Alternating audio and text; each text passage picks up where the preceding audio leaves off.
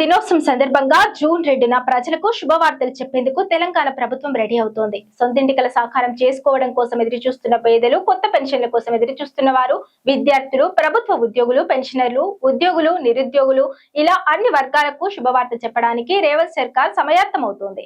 ఆ రోజే ఇందిరమ్మ జీవిత బీమా పథకం అనే నూతన స్కీమ్ సైతం ప్రారంభం కానుంది. తెలంగాణ ఆవిర్భావ దినోత్సవం సందర్భంగా జూన్ 2న రాష్ట్ర ప్రజలకు శుభవార్తలు చెప్పేందుకు రేవంత్ సర్కార్ సన్నద్ధమవుతోంది. 2.5 ఏళ్ల పాలనను పూర్తి చేసుకుంటున్న కాంగ్రెస్ ప్రభుత్వం రెండో విడత సంక్షేమ పథకాలను అమలు చేసేందుకు కసరత్తు చేస్తోంది. ఎన్నికల ముందు ప్రకటించిన 6 గ్యారెంటీల్లో ఇప్పటి వరకు అమలు చేయలేకపోయిన హామీలను అమలు చేయడంతో పాటు మరింత మందికి సంక్షేమ పథకాలు అందించడం కోసం కొత్త అప్లికేషన్లను స్వీకరించనుందని తెలుస్తోంది.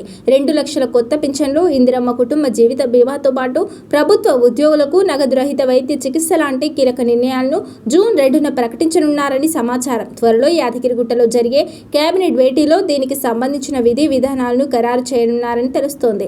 రాష్ట్రంలోని ప్రతి కుటుంబానికి 5 లక్షల జీవిత బీమా కల్పించే ఉద్దేశంతో తెలంగాణ సర్కార్ ఇందిరమ్మ జీవిత బీమా పథకానికి రూపకల్పన చేసిన సంగతి తెలిసిందే. ఈ ఏడాది బడ్జెట్ సందర్భంగా ఈ పథకాన్ని ప్రకటించారు. ఈ పథకం కోసం ప్రభుత్వం 4,000 కోట్లను కూడా కేటాయించింది. ఈ పథకం అమలు కోసం ఆర్థిక మంత్రి బట్టి విక్రమార్క సారథ్యంలో కేబినెట్ సబ్ కమిటీ ఇప్పటికే విధి విధానాలను రూపొందించింది. ఇందిరమ్మ జీవిత బీమా పథకం అమలు కోసం జూన్ 2న LIC సంస్థతో తెలంగాణ ప్రభుత్వం ఒప్పందం చేసుకునే అవకాశం ఉందని సమాచారం. అలాగే 2 లక్షల మందికి కొత్తగా పింఛన్లు ఇవ్వడానికి కూడా సర్కార్ సన్నద్ధమవుతోంది. అయితే పింఛన్ల ద్వారా అందించే నగదు మొత్తాన్ని పెంచుతారా లేదా అనే విషయంలో క్లారిటీ రావాల్సి ఉంది. ఇందిరమ్మ ఇండ్లు పథకంలో భాగంగా పేదలకు ఇంటి నిర్మాణానికి తెలంగాణ ప్రభుత్వం 5 లక్షల ఆర్థిక సాయం చేస్తున్న సంగతి తెలిసిందే. ఈ పథకం రెండో దశకు కూడా మంత్రివర్గం గ్రీన్ సిగ్నల్ ఇవ్వనుంది. ఇండ్ల నిర్మాణానికి జూన్ 2 నుంచి నిధులు విడుదల చేస్తారు. డబుల్ బెడ్రూమ్ ఇళ్లలో మౌలిక సదుపాయాలు కల్పించి లబ్ధిదారులకు అందించనున్నారు. ప్రభుత్వ ఉద్యోగులు, పెన్షనర్లు, వారి కుటుంబ సభ్యులకు జూన్ 2 నుంచి డిజిటల్ హెల్త్ కార్డులను అందించి ప్రైవేట్ హాస్పిటళ్లలో నగదు రహిత వైద్య సదుపాయం కల్పించనున్నారు. ఉద్యోగులకు కొత్త ఆరోగ్య పథకాన్ని అమలు చేయడం కోసం ప్రభుత్వం ఇప్పటికే ఎంప్లాయీస్ హెల్త్ కేర్ ట్రస్టును ఏర్పాటు చేసి కొత్త హెల్త్ కార్డుల జారీకి డేటా సేకరణను మొదలుపెట్టింది. ఇందులో భాగంగా ఉద్యోగులు, పెన్షనర్లు, వారి కుటుంబ సభ్యుల వివరాలను సమగ్రంగా సేకరించనున్నారు. మే 31లోగా డేటా సేకరణ ప్రక్రియను పూర్తి చేయనున్నారు.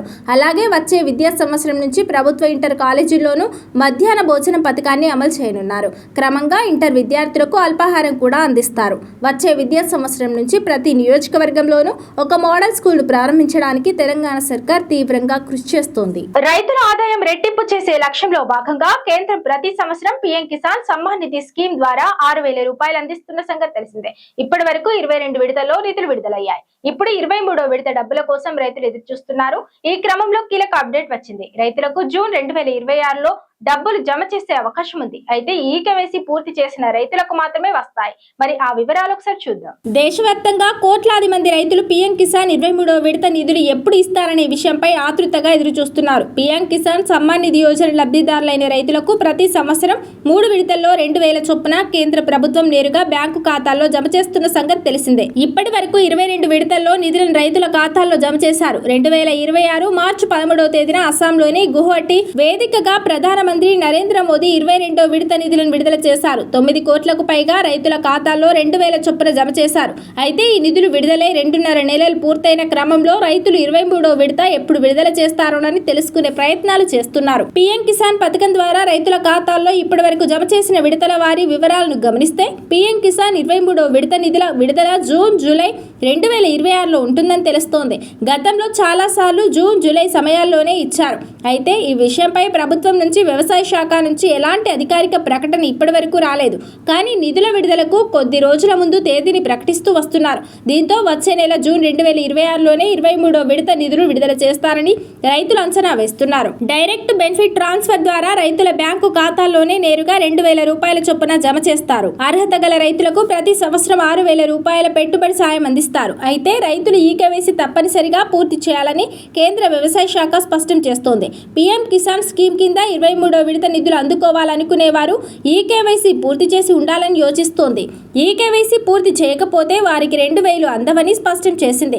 రైతులు ఆన్లైన్ ద్వారా పీఎం కిసాన్ అధికారిక వెబ్సైట్ ద్వారా ఈకేవైసీ పూర్తి చేయవచ్చు. ఆధార్ ఆధారిత ఓటీపీ ద్వారా వెరిఫికేషన్ పూర్తి చేయవచ్చు. రైతులు తమ పేరు లబ్ధిదారుల జాబితాలో ఉందో లేదో చెక్ చేసుకోవచ్చు. అందుకోసం ముందుగా పీఎం కిసాన్ వెబ్సైట్ లోకి వెళ్ళాలి. బెనిఫిషియరీ స్టేటస్ పై క్లిక్ చేయాలి. మీ ఆధార్ నెంబర్ లేదా అకౌంట్ నెంబర్ ఎంటర్ చేసి గెట్ డేటా పై క్లిక్ చేయాలి. బెనిఫిషియరీ స్టేటస్ కనిపిస్తుంది. అందులోనే మీ పేమెంట్ స్టేటస్ కనిపిస్తుంది. తీవ్రమైన వడగాలులు ఎండ తీవ్రతపై వాతావరణ శాఖ హెచ్చరిక జారీ చేసిన నేపథ్యంలో ప్రజలంతా అప్రమత్తంగా ఉండాలని ముఖ్యమంత్రి రేవంత్ రెడ్డి సూచించారు. ఉత్తర తెలంగాణ జిల్లాలో ఎండ తీవ్రత ఎక్కువగా ఉన్నందున ఆయా జిల్లాల అధికారులు అవసరమైన జాగ్రత్తలు తీసుకోవాలని సీఎం ఆదేశించారు. ప్రాథమిక ఆరోగ్య కేంద్రాలు మొదలు జిల్లా ఆసుపత్రుల వరకు వైద్యారోగ్య సిబ్బంది అప్రమత్తంగా ఉండాలని, వడదెబ్బతో ఎవరైనా ఆసుపత్రుల్లో చేరితే తగిన వైద్య సహాయం అందించాలని సీఎం ఆదేశించారు. పట్టణ ప్రాంతాల్లో చలివేంద్రాలు ఏర్పాటు చేయాలని సీఎం సూచించారు. సాధ్యమైనంత వరకు మధ్యాహ్నం ప్రయాణాలు చేయకుండా ఉండాలని సీఎం సూచించారు. ఆయా జిల్లాల్లో పరిస్థితులను ఎప్పటికప్పుడు తెలుసుకుంటూ కలెక్టర్లకు దిశానిర్దేశం చేయాలని రాష్ట్ర ప్రభుత్వ ప్రధాన కార్యదర్శి రామకృష్ణారావును సీఎం రేవంత్ రెడ్డి ఆదేశించారు. తెలంగాణలో మద్యం ప్రియులకు భారీ షాక్ తగలనుంది. అన్ని రకాల మద్యం ధరలను పెంచుతూ త్వరలోనే ప్రభుత్వం ఉత్తర్వులు జారీ చేయనున్నట్టు సమాచారం. జూన్ 2న రాష్ట్ర అవతరణ వేడుకలు జరిపిన తర్వాత కొత్త ధరలు అమల్లోకి తీసుకురానున్నట్టు తెలుస్తోంది. మద్యం తయారీ కంపెనీల నుంచి వస్తున్న ఒత్తిడి, రాష్ట్ర ప్రభుత్వం ప్రతిష్టాత్మకంగా తీసుకుని అమలు చేస్తున్న సంక్షేమ పథకాలకు నిధుల కొరత లేకుండా చూసుకోవడానికే ఈ నిర్ణయం తీసుకున్నట్టుగా సమాచారం. పశ్చిమాసియా యుద్ధం సమయంలోనే మద్యం తయారీ కంపెనీలు లిక్కర్ రేట్లను పెంచాలని డిమాండ్ చేసిన విషయం తెలిసిందే. విస్కీ, బ్రాందీ, బీరు ఇలా ఏ మద్యాన్ని తీసుకున్నా సీసం బాటిల్లోనే నింపుతారు.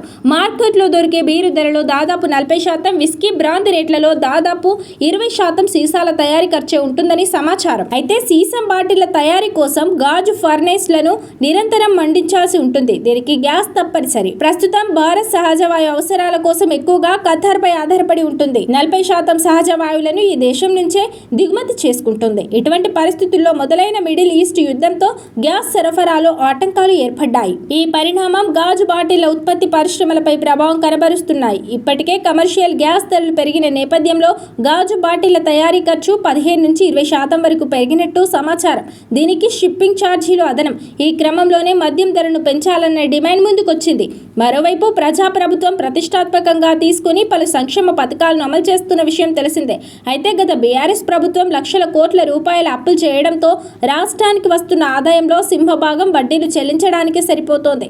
ఫలితంగా సంక్షేమ పథకాలను అమలు చేయడం ప్రభుత్వానికి కష్టసాధ్యంగా మారింది. ఈ నేపథ్యంలో సంక్షేమ పథకాల అమలుకు నిధుల కొరత లేకుండా చూసుకోవడంతో పాటు సొంతంగా ఆదాయ వనరులను గణనీయంగా పెంచుకోవడం లక్ష్యంగా ప్రభుత్వం మద్యం ధరలను పెంచుతూ నిర్ణయం తీసుకున్నట్టుగా తెలుస్తోంది. విశ్వసనీయ వర్గాల ద్వారా తెలిసిన ప్రకారం తెలంగాణలో విక్రయమవుతున్న అన్ని రకాల దేశీయ, విదేశీ మద్యం బ్రాండ్లపై కనీసం 10% నుంచి 15% ధరలు పెరిగే అవకాశం ఉంది. మద్యం ధరల పెంపు, వ్యాపార సరళి, నూతన ఆదాయ వనరుల పెంపుపై సమగ్ర అధ్యయనానికి ప్రభుత్వం ఇంతకు ముందే ఉన్నతాధికారులతో కూడిన త్రిసభ్య కమిటీని ఏర్పాటు చేసిన విషయం తెలిసిందే.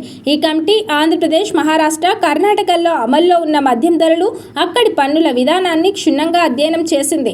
అనంతరం 25% నుంచి 30% వరకు ధరలను పెంచవచ్చని ప్రభుత్వానికి నివేదిక కూడా ఇచ్చినట్టు సమాచారం. అయితే ఒకేసారి అంత పెద్ద మొత్తంలో ధరలు పెంచితే సామాన్య, మధ్యతరగతి ప్రజల నుంచి వ్యతిరేకత వచ్చే అవకాశాలు ఉండడంతో ప్రభుత్వం మద్యం ధరల పెంపును 10 నుంచి 15% మధ్యలోనే పరిమితం చేయాలని నిర్ణయించినట్టుగా తెలిసింది. మద్యం ధరల పెంపునకు సంబంధించిన ఫైనల్ రిపోర్టు ప్రస్తుతం ముఖ్యమంత్రి రేవంత్ రెడ్డి పరిశీలనలో ఉన్నట్టుగా సమాచారం. జూన్ 2వ తేదీలోపు దీనిపై సీఎం తుది నిర్ణయం తీసుకోనున్నట్టు తెలిసింది. సీఎం ఆమోదం లభించిన వెంటనే ఎక్సైజ్ శాఖ కొత్త ధరల జీవోను విడుదల చేయనుంది. ఫలితంగా ఆర్డినరీ బ్రాండ్లు, మీడియం బ్రాండ్లతో పాటు లగ్జరీ, ప్రీమియం బ్రాండ్ల మద్యం ధరల భారీగా పెరగవచ్చని తెలుస్తోంది. కాంగ్రెస్ ప్రభుత్వం వచ్చిన తర్వాత రైతుల పరిస్థితి దిగజారిపోయింది. ఈ కాంగ్రెస్ ప్రభుత్వంలో రైతు రాజు ఎన్నటికీ కాదు. కాంగ్రెస్ వాళ్ళు వచ్చి ఓటు అడిగితే మీకు ఓటు వేయనని మొహం మీదనే చెప్తామంటూ రైతులు ఆవేదన వ్యక్తం చేశారు. పరిస్థితి 2 నెలల కాంచి కొనుడు లేదు, అమ్ముడు లేదు. బత్తాలు కొనుక్కోచుడు మాయే, కాంటాలు పెట్టుడు మేమే, లారీకి ఎత్తుడు మేమే, పైసలు కిరాయిలు కూడా మాయే. అయినా కూడా పోవుడు లేదు. ఆడ వెయిటింగ్ ఛార్జ్ అని మా మీదనే. వెయిటింగ్ ఛార్జ్ కూడా మా మీద వెహికల్ తీసుకుపోయి కిరాయిలు పెట్టుకొని తీసుకొచ్చి ఇక్కడ పెట్టి వెహికల్ పంపిస్తే 4 రోజులు ఉన్నా 4 రోజుల వెయిటింగ్ ఛార్జ్ కూడా మనది. అట్లా పోతే కదా ఈ 2 నెలల కాంచి పోవుడే లేదు. ఈ తంబులు పెట్టుడు, తంబుల కాడ కొట్టుకునుడు, తిట్టుకునుడు. వాళ్ళు ఇక్కడ ఉంటే తెలుస్తుంది వాళ్ళకు. వాళ్ళు ఇక్కడ దిగి చూస్తే కదా వాళ్ళు యూరియా ఎరువులు ఎక్కడిది. మళ్ళా ఆన్లైన్ అట, ఆన్లైన్ సిస్టమ్ పెట్టిండ్రు. ఒకరికి పట్టా అయింది, ఓని పట్టా కాలే. వాడు పట్టా కానివాడు ఎక్కడ పోవాలి, ఎవరిని అడగాలి?